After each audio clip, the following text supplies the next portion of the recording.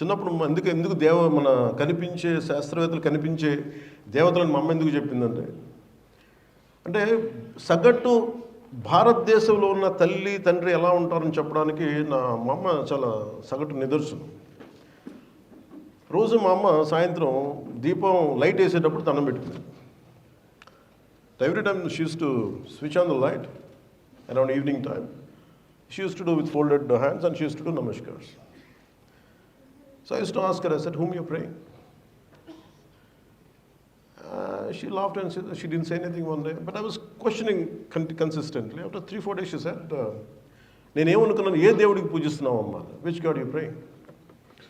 అమ్మంది Thomas Alva ఎడిసన్కి రాదు.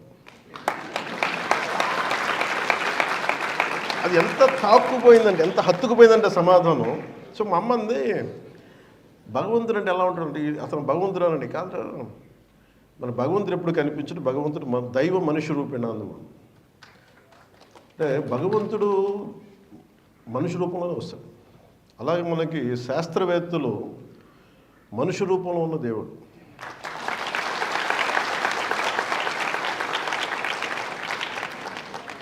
So నాకు అది ఎంత హత్తుకుపోయింది అంట ఆ పదం.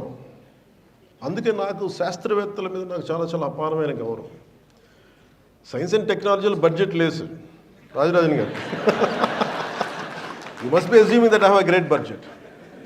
I'm sorry to say I don't have a budget because state it self don't have a budget. So you can imagine what will science and technology, what kind of budget will have.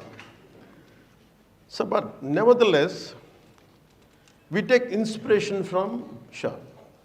శ్రీహరికోటని ఎలా నిర్మించారు.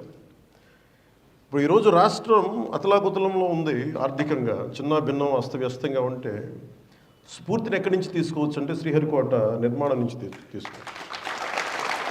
We never had budgets. ఎంత budgets ఉన్నాయి మన దేశానికి? Space సెంటర్కి ఎంత budgets ఉంటాయి?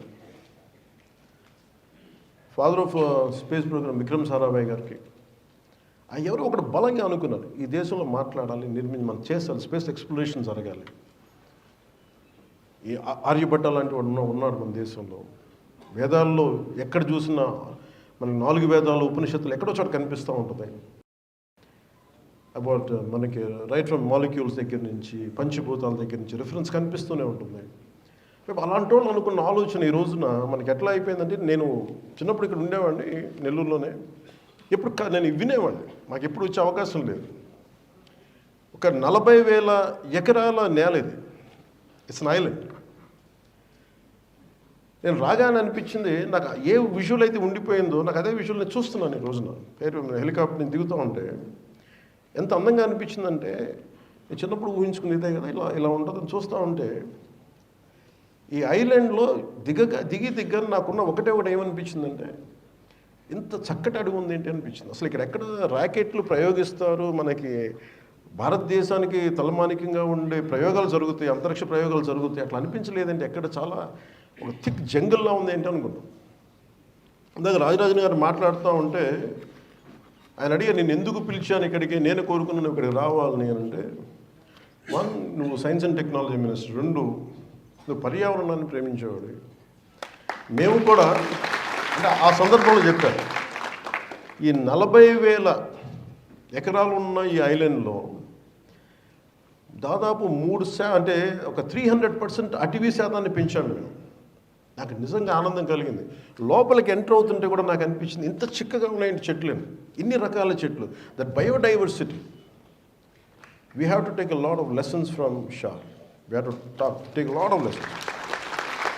ఎంత గొప్పగా అంటే ఆయన అన్నది ఏంటంటే, మనకి అడ్వాన్స్మెంట్ అంటే సైంటిఫిక్ మనకి achievement, development and ecological balance can go hand in hand. They can be in tan. ఇట్లా 2 కలిసి ఉండొచ్చు అనేది ఈ మన సతీష్ ధావన్ స్పేస్ సెంటర్ తెలియజేస్తాం Sriharikota. We have to learn from it.